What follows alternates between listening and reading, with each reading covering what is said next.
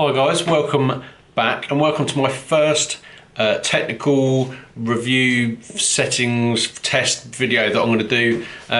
Basically I've noticed that the last couple of videos, especially the cooking ones that I do in the kitchen, the sound's quite echoey, so I've always wanted to play around with an external microphone but never had the opportunity. And then I remembered that we bought this external sound recorder for recording the sermons at church. Seeing as we haven't met as a church for the last year, I asked to borrow it. They said yes, so I've borrowed this Zoom H1 recorder, which has got a jack in the side. So I also bought this MOVO GM100 external microphone. Literally just plug that in the side. And now, while I'm talking, this clip-on microphone, which I've now got tangled in the wires, and now I'll clip this on and the audio will be picking up on this, not the camera. In fact, if I press record now, I'll be able to chop between the two audios. So what you're listening to now is on the camera, and now what you're listening to is on this clip-on microphone. Obviously I'm holding it a bit close. Maybe you should have it here, maybe you should have it clipped on down here, I don't know, but that's the first little test for it anyway. Back to the camera audio, because I'm going to switch this off. Probably should do a sync clap or something like that, but my editing software is pretty clever, so I'm hoping it's going to marry itself up. So yeah, let's head to the kitchen and do some different test scenarios with the external microphone. Right, got the camera set up. In fact, let's just go up a little bit. You know, I don't have to look down and get my double chins. Put the studio light on.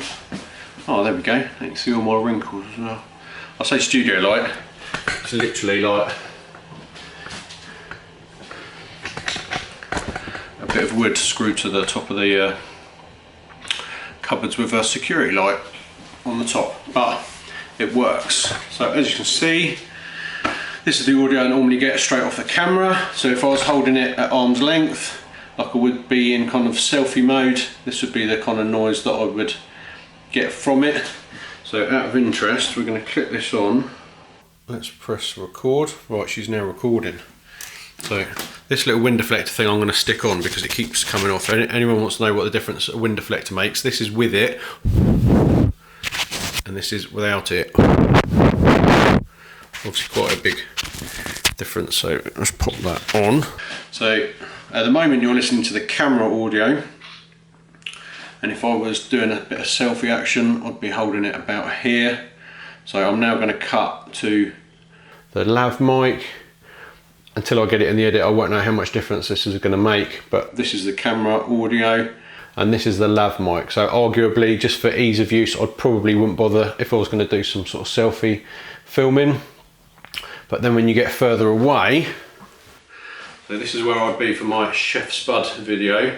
So at the moment you're listening to the camera again, and now this is the lav mic. So you can tell obviously a lot clearer, less echo in the room and that sort of stuff. And obviously the further you get away from the camera, it's still picking up this. It doesn't matter how far away I am from the camera, but the moment I cut back to the camera audio, you can tell obviously it's much quieter and it's much more echoey. So there you go.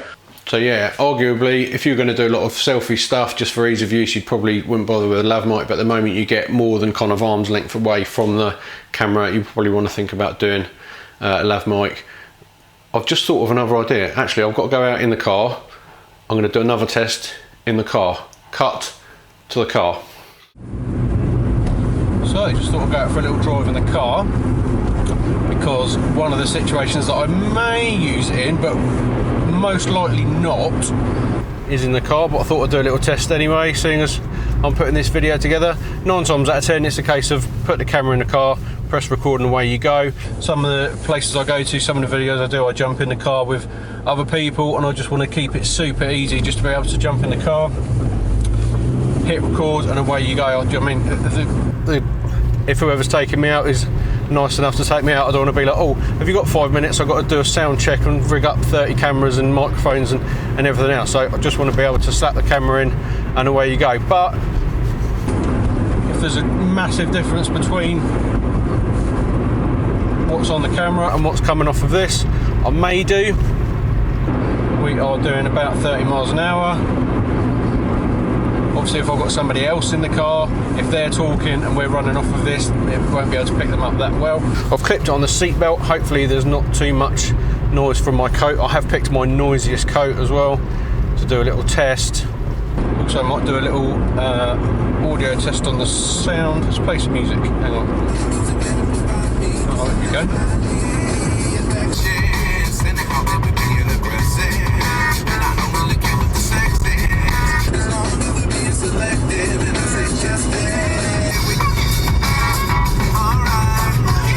It's quite an old rattly car that I've got as well, so there may be a bit of extra wind noise than what you get in something posh. So this is an extra test as well for this. But right, I forgot the opportunity, which I have. I'm going to do a little VTEC up here.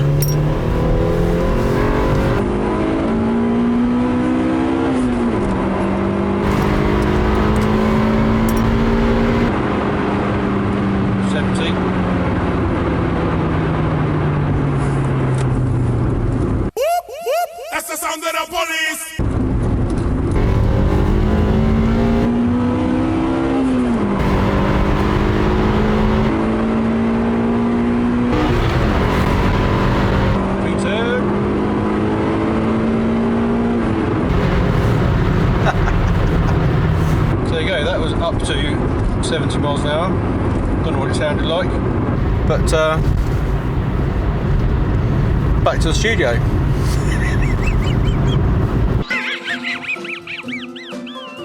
So there you go guys, hope you like that little technical video. If you want to see a few more technical videos, I'm not really sure what else I can talk about. I'm certainly not qualified or got much expertise, but I know a bit.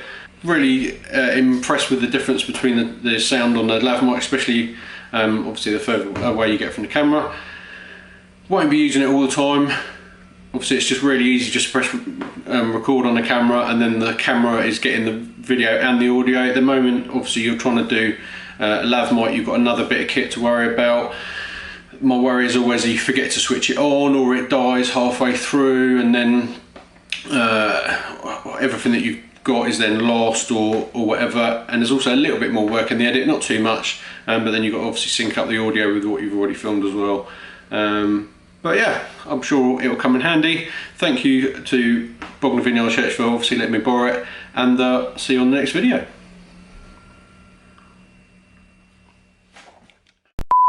Oh, bin men are here. Just wait till they've gone. Honestly, so inconsiderate. Or something along those lines.